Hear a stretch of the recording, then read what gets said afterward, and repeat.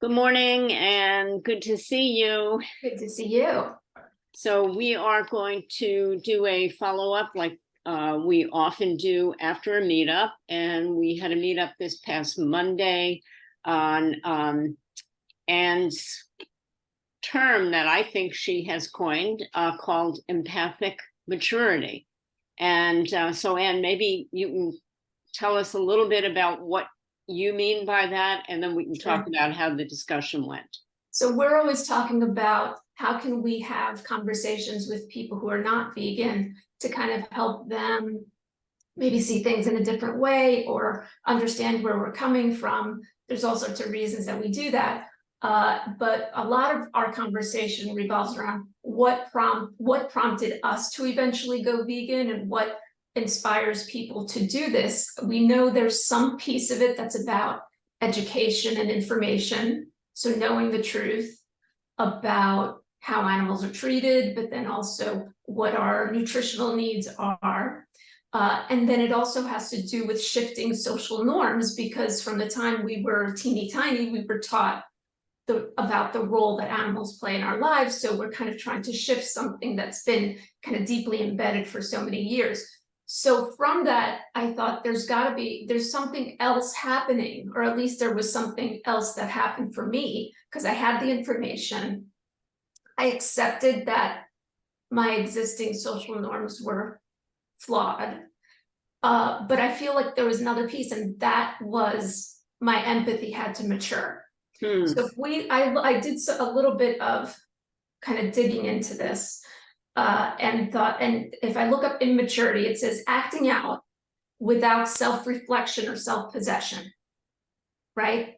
Okay, so that's neat. I'm so glad you mentioned that. Okay. Yeah.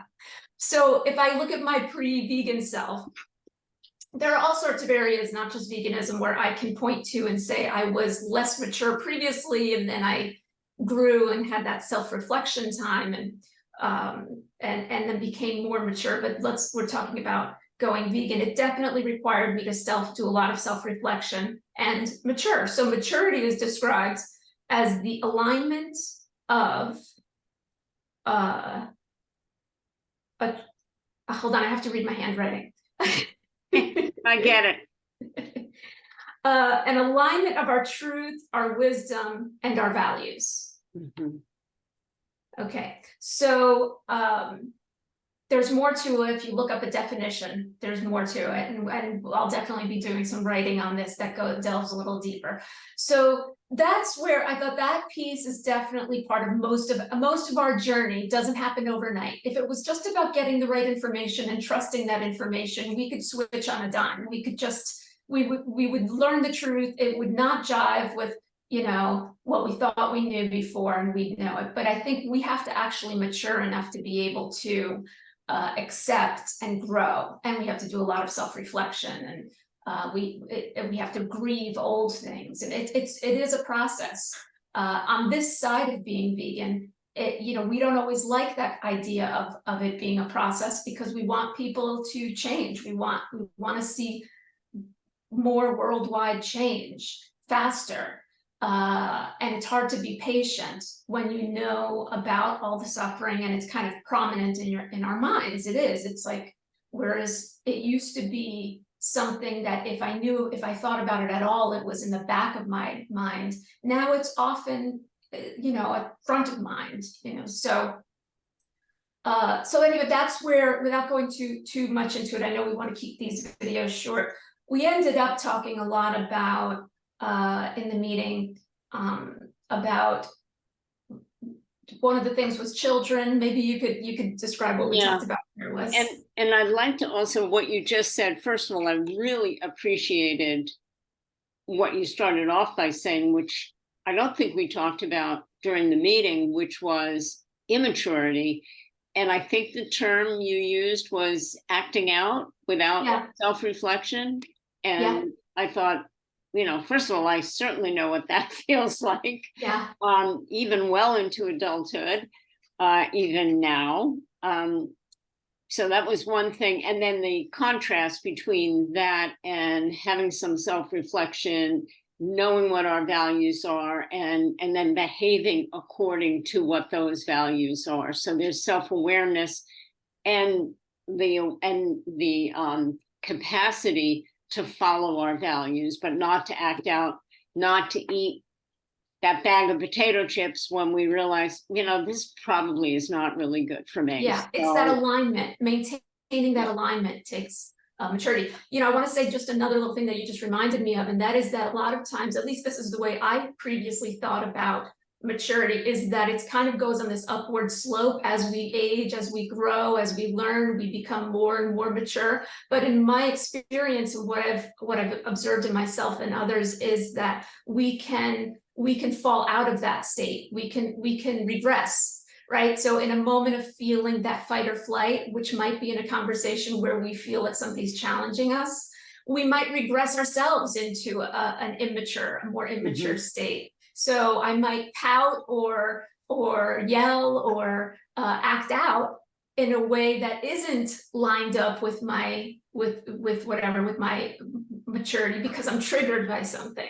So it's something that I just keep in mind, because it's not a given. My level of maturity that prompted me to go vegan is something that I pay attention to and nurture all the time, because I know in a moment where I'm triggered, I can regress. It's really like anything else. I mean, let's just say if you have a meditation practice, you don't just have a meditation practice one day and you're done. Right. It's a lifetime. And so I think what you're saying is we practice empathic maturity. Absolutely. Yeah. Absolutely. It's a I practice. also wanted to just say one thing that had not occurred to me until you were giving the description of what it means. And I know in my own life, there have been experiences where I did make a dramatic change almost automatically. And then some of the other things that you described, like the grieving of the old way, happened after I made the decision to make a behavioral change. Yeah. And so it's a complicated process, I think, is what I wanted to say. It's not like, and it reminds me. It's not linear. It's not so linear. Yeah. Right. Like with Elizabeth Kubler-Ross's stages of death and dying, they, after a while, I think even admitted, it doesn't just follow like this. No. You might go into one and then go back into the other. You might leapfrog over one and then go back and forth. And I think it's similar. It's so similar. What might be different, although at least one person on our call on Monday evening talked about being vegan, slipping back, being vegan, slipping back. Whereas I think for many of us, once the decision is made, it's done. And there really is very little going back. But I mean, I'm not 100% either. I know I have eaten stuff that I knew had either butter in it or something else, and I wanted the chocolate chip cookie and I ate it. And actually I don't know what the statistics currently are, or if anybody has collected the data on how many people who are vegan fall out of veganism, like they are stopped being vegan. I know that people have written about that. I just don't remember the details.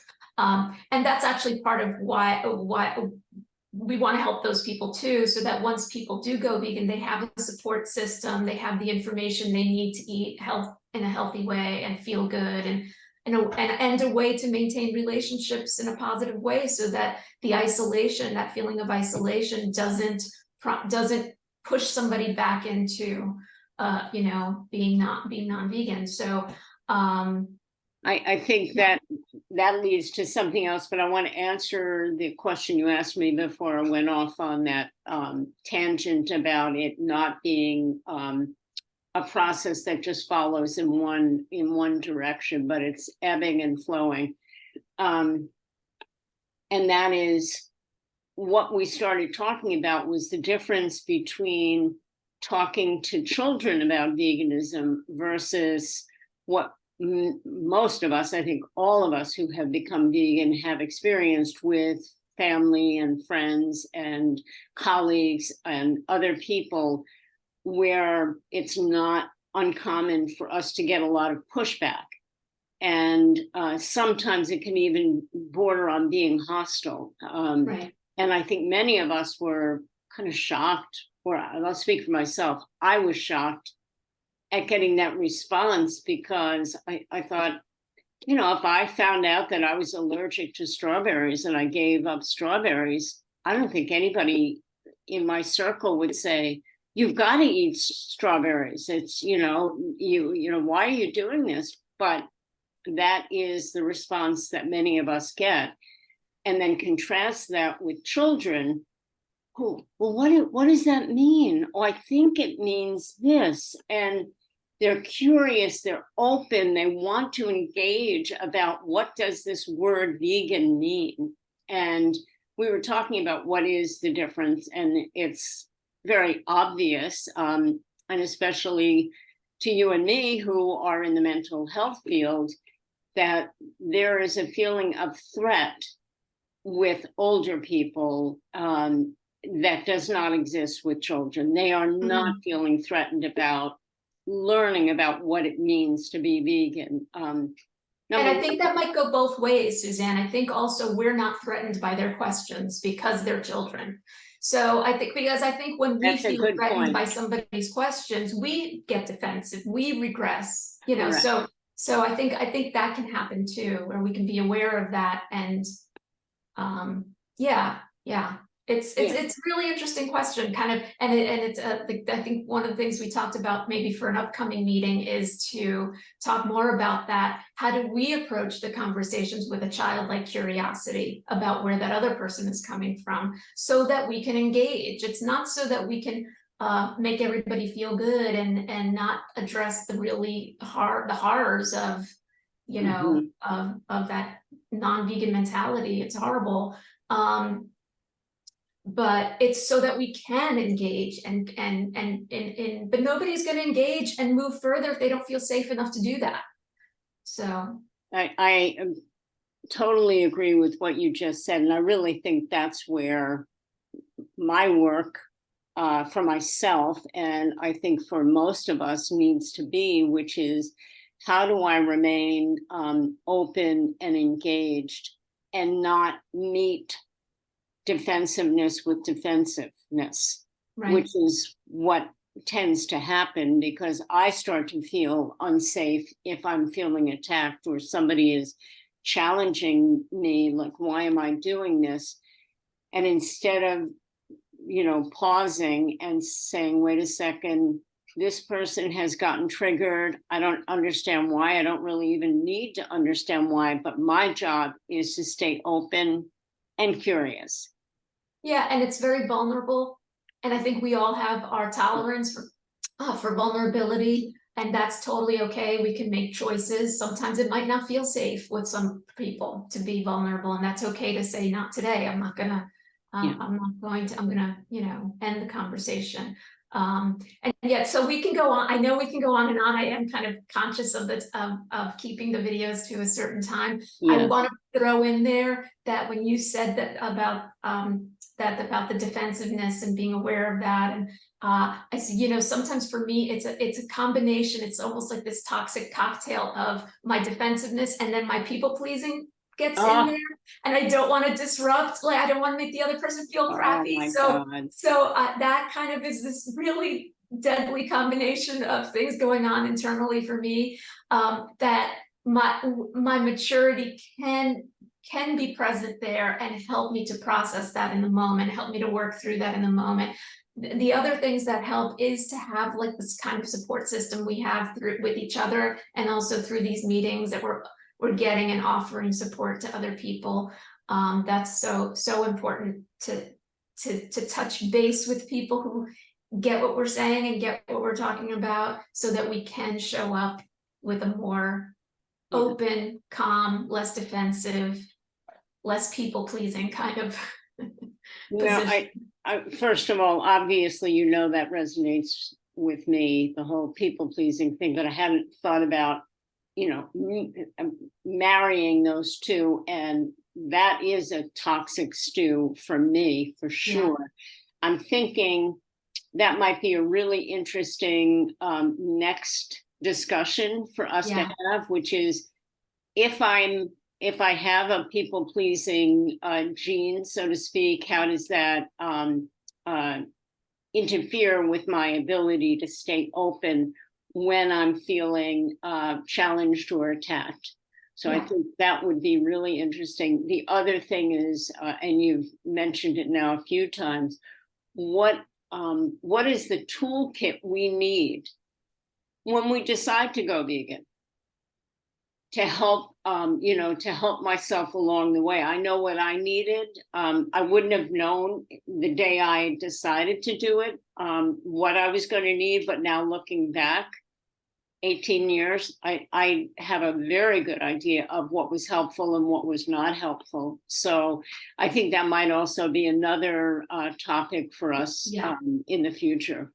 Yeah, I agree. We have, you know, really the topics that we could cover, because I feel like, and I've said this to you before, that veganism isn't just about veganism. It touches everything, because it requires of us that we mature and grow and become more whole human beings in alignment where our values align with our behaviors. And it's such a it represents this monumental growth, so that touches every part of our lives. So who knew, right? who knew? I had no idea. I didn't either, but anyway, perfect. Thank you. I really appreciate being able to do these. Very, very helpful for me, and I hope for our listeners. Yeah, and if people watch this who don't know about us, we'll put the website links and information in the description of this video. And also who we are, which I did not do in the beginning. I'm Suzanne McAllister. I'm a retired psychologist and co-founder of the Post Animal Use World Project. My co-founder is Anne. Anne Piotrowski. I am the founder of Conversations with a Friendly Vegan and pawproject.com with Suzanne. And I am a master's level counselor licensed in Pennsylvania. And you can find our meetups on the meetup website, but we go through the Vegan Spirituality Group of Philadelphia, where they kind of help us out. So we'll have all those links in the description on YouTube. Okay, take care. Bye.